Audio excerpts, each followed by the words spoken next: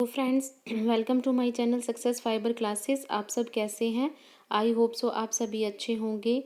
तो एक्सक्रीटरी जो system topic है वो बिल्कुल ख़त्म हो चुका है। तो आज मैं यहाँ लेकर आई हूँ एमसीक्यू, जो आपके एस्टेट के एग्ज़ाम के लिए मोस्ट इम्पोर्टेंट है।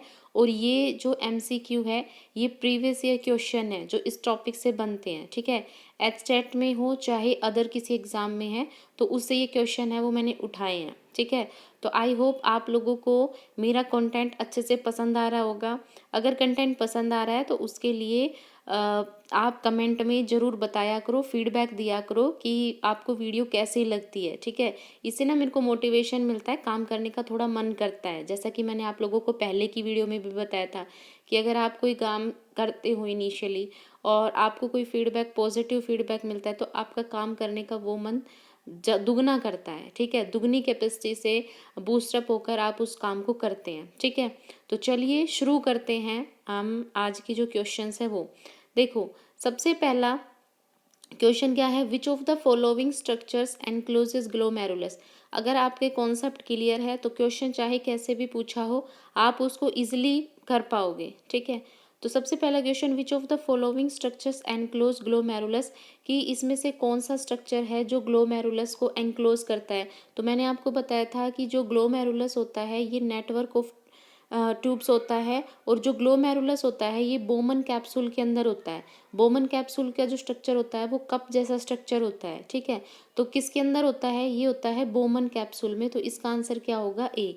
अब नीचे इसमें एक्सप्लेनेशन भी है कि जो रेनल ट्यूबवेल है, ठीक है, जो बोमन कैप्सूल है, ठीक है, जो रेनल ट्यूबवेल कौन सा, बोमन कैप्सूल, ये ग्लोमेरुलस को एंक्लोज करता है। Bowman capsule double walled cup like structure होता है, मतलब ये कप जैसी शेप का होता है और इस पर डबल वॉल होती है। ठीक है, अगर ग्लोमेरुलस बोमन कैप्सूल दोनों को एक साथ जोड़कर इनको नाम दे दिया जाए तो वो होता है मेल्पिगियन बॉडी। मतलब जो ग्लोमेरुलस और बोमन कैप्सूल दोनों को मिला के बोला जाता है मेल्पिगियन बॉडी। ठीक है, और जो बोमन कैप्सूल की जो अंदर वाली वॉल होती है ना, उसमें एक स्पेशल टाइप की सेल होती है जिसको हम बोलते हैं पोडोसाइट्स। ठीक है, क्या बोलते हैं हम, पोडोसाइट्स। तो आई होप आपको ये इन्फॉर्मेशन अच्छी लगी। उसके बाद नेक्स्ट क्वेश्चन है, ये कह रहा है which of the following is the primary function of kidney. ये कह रहा है कि इसमें किडनी का प्राइमरी फंक्शन है वो क्या है। तो देखो, मैंने क्या बताया था कि जो किडनी होती है बेसिकली क्या होती है, ये फिल्ट्रेशन करने का काम करती है। और इसमें जो फिल्ट्रेशन यूनिट होती है वो क्या होती है, नेफ्रॉन। ठीक है, किडनी के अंदर मिलियंस ऑफ नेफ्रॉन्स होते हैं जो फिल्ट्रेशन में हेल्प करते हैं। तो किडनी का फंक्शन भी क्या हो गया भाई, फिल्ट्रेशन करती है ब्लड का। और अगर ब्लड फिल्टर करती है तो दैट मीन्स जो वेस्ट प्रोडक्ट है वो बाहर निकलेंगे। तो इसमें देख लो कौन सा आंसर होगा, इसमें बी होगा, filtration of blood and excretion of waste product. ठीक है, नीचे लिखा है kidney filter waste product and excess water from the blood producing urine. मतलब ये कह रहा है कि जो किडनी होती है वो क्या करती है, वेस्ट प्रोडक्ट, ठीक है, उसको फिल्टर करती है, एक्सेस वाटर जो होता है ब्लड के अंदर उसको निकालती है और यूरिन प्रोडक्शन का काम करती है। ठीक है, तो ये इसका आंसर था। उसके बाद नेक्स्ट क्वेश्चन है, what is the functional unit of kidney called. यहाँ पे ना नंबरिंग थोड़ी गलत हो सकती है क्वेश्चंस की। तो ये जब मैंने पीडीएफ बनाई थी तो उसमें थोड़ा सा टाइपिंग मिस्टेक हो सकती है, क्योंकि मैंने जस्ट आने के बाद ही इस ये पीडीएफ है वो बनाई थी। ठीक है, तो नेक्स्ट क्वेश्चन है, what is the functional unit of kidney called. तो अभी बताया था किडनी की जो फंक्शनल यूनिट होती है वो क्या होती है, नेफ्रॉन। इसमें मिलियन ऑफ नेफ्रॉन्स होते हैं। ये बहुत छोटे छोटे स्ट्रक्चर्स होते हैं किडनी के अंदर होते हैं जो ब्लड को फिल्टर करते हैं और यूरिन की फॉर्मेशन करते हैं। तो इसका आंसर क्या होगा, बी इसका आंसर होगा। ठीक है, नेक्स्ट क्वेश्चन है, ये कह रहा है which of the following is a major waste product excreted in urine. मतलब जब यूरिन में, ठीक है, कौन सा ऐसा मेजर वेस्ट प्रोडक्ट है जो एक्सक्रिएट होता है यूरिन के अंदर। तो भाई कौन सा होता है, यूरिया। ठीक है, यूरिया का फॉर्मूला क्या होता है, यूरिया होता है NH2CONH2। ठीक है, ये यूरिया का फॉर्मूला होता है। ठीक है, तो यूरिया जो होता है ये वेस्ट प्रोडक्ट होता है जो प्रोटीन की जब ब्रेक डाउन होता है तो उससे ये फॉर्म होता है और यूरिन में एक्सक्रिएट होता है। ठीक है, उसके बाद नेक्स्ट क्वेश्चन है, ये कह रहा है कि what is the role of ureter. Ureter का क्या काम होता है। तो भाई मैंने क्या बताया था, जैसे ये होती है किडनी, ठीक है, ये होती है किडनी बीन शेप में, और इससे ये जो पाइप्स कनेक्ट होती है ये यूरेटर्स होती है। ये यूरेटर्स है ये किससे कनेक्ट होते हैं, यूरिनी ब्लैडर से, और यूरिनी ब्लैडर से बाहर एक छोटी सी ट्यूब होती है जो होती है यूरेथ्रा। ठीक है, तो इसने पूछा है यूरेटर का काम क्या होता है। तो यूरेटर क्या करता है भाई, किडनी से जो यूरिन होता है उसको, भाई किडनी से जो यूरिन होता है उसको ब्लैडर को भेजने का काम करता है। ठीक है, मतलब किडनी से और ब्लैडर के बीच में ये क्या करता है, ये ट्रांसपोर्ट करने का काम करता है। किडनी में जो यूरिन बन गया उसको ये क्या करेगा, ब्लैडर में स्टोर होने के लिए ट्रांसपोर्ट कराएगा। ठीक है, तो इसका आंसर कौन सा होगा, इसका आंसर होगा सी। ये कह रहे हैं यूरेटर्स होती है, ये लॉन्ग ट्यूब्स होती है जो यूरिन को कैरी करती है किडनी से और उसको कहाँ भेजती है, यूरिनी ब्लैडर के अंदर। नेक्स्ट क्वेश्चन है, which of the following structure is responsible for the reabsorption of water and electrolytes in the nephron.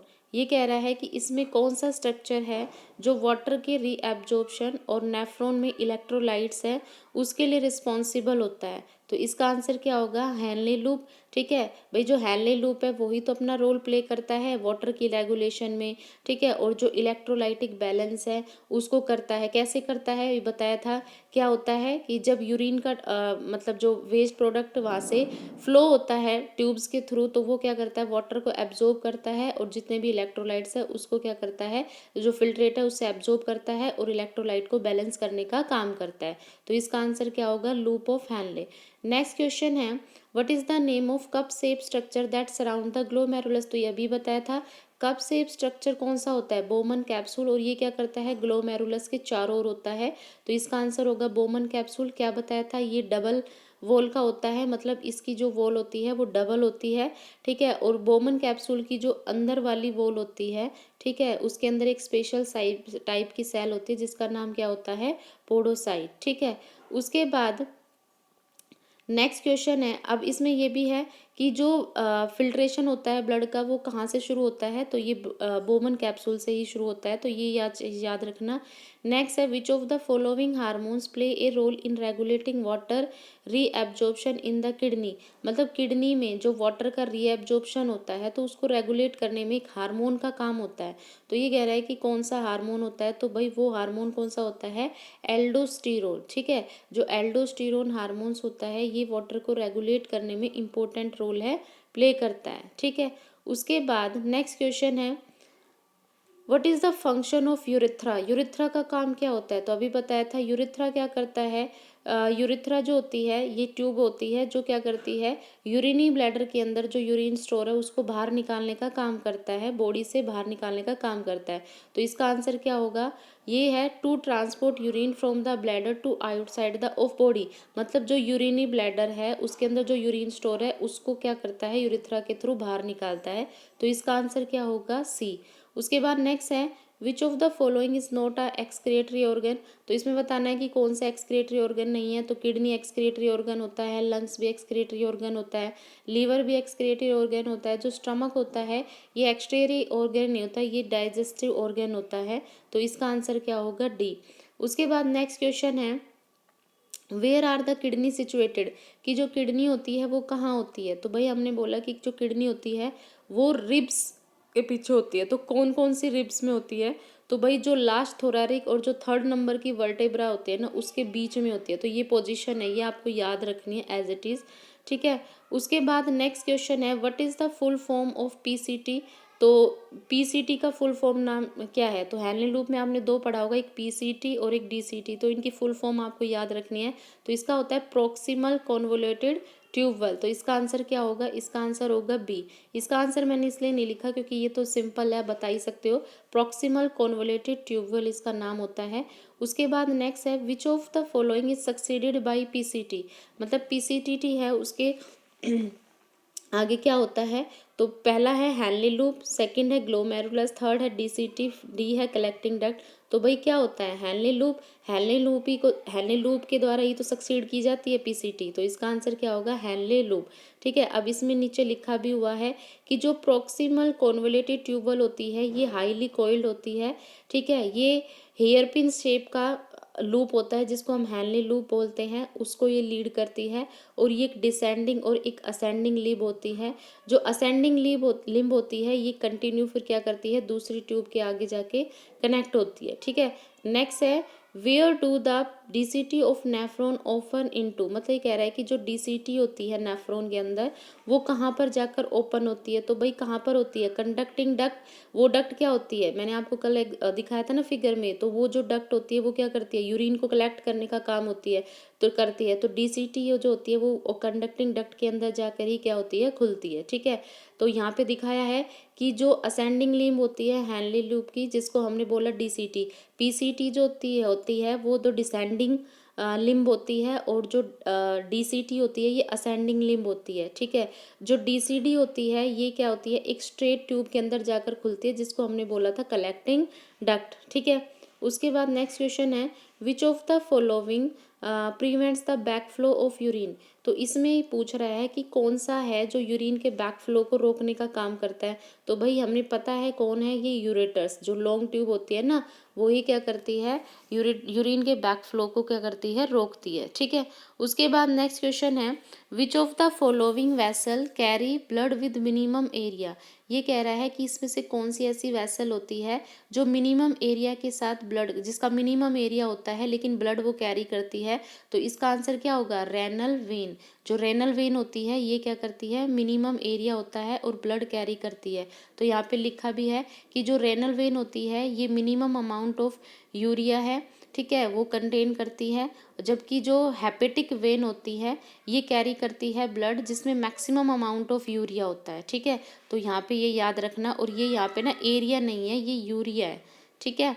तो रेनल वेन क्या होती है, इसमें मिनिमम अमाउंट होता है यूरिया का, इसमें भी ब्लड होता है। जबकि हेपेटिक वेन होती है इसमें भी ब्लड होता है लेकिन इसमें यूरिया का मैक्सिमम अमाउंट होता है। तो ये चीज़ आपको याद रखनी है। नेक्स्ट है जो कि लास्ट क्वेश्चन है outer layer of Bowman capsule is made up of which of the following epithelium. ये कह रहा है कि जो बोमन कैप्सूल होता है जिसको हमने कप लाइक स्ट्रक्चर बोला था, तो उसकी जो बाहर वाली लेयर होती है वो किस प्रकार के एपिथेलियम टिश्यू से बनी होती है। तो भाई ये बनी होती है स्क्वामोस। जो एपिथेलियम होता है ना, ये एपिथेलियम टिश्यू का ही एक टाइप होता है स्क्वामोस, ठीक है। तो उससे ये क्या होती है, बनी होती है, ठीक है। तो नीचे लिखा भी है, तो इसका आंसर क्या होगा, स्क्वामोस एपिथेलियम। आउटर लेयर जो होती है बोमन कैप्सूल की वो स्क्वामोस एपिथेलियम से बनी होती है। जबकि इनर लेयर होती है, ये बता दिया था, उसमें एक सेल होती है जिसको हम बोलते हैं पोडोसाइट, जिसमें फिल्ट्रेशन स्लिट्स होती है, ठीक है। और यूरेटर्स हो गया, रेनल पेल्विस हो गया, यूरिनरी ब्लैडर हो गया, इनमें कौन सा एपिथेलियम होता है, ट्रांजिशनल एपिथेलियम इनके अंदर प्रेजेंट होता है, ठीक है। तो ये थे आज की क्लास के हमारे 15 क्वेश्चन। तो आई होप आपको ये क्वेश्चन बिल्कुल अच्छे से समझ आ गए होंगे। अगर क्वेश्चन अच्छे लगे, सीरीज अच्छी लगी, तो चैनल को ज़्यादा से ज़्यादा लाइक कीजिए, शेयर कीजिए, सब्सक्राइब कीजिए। Thank you very much.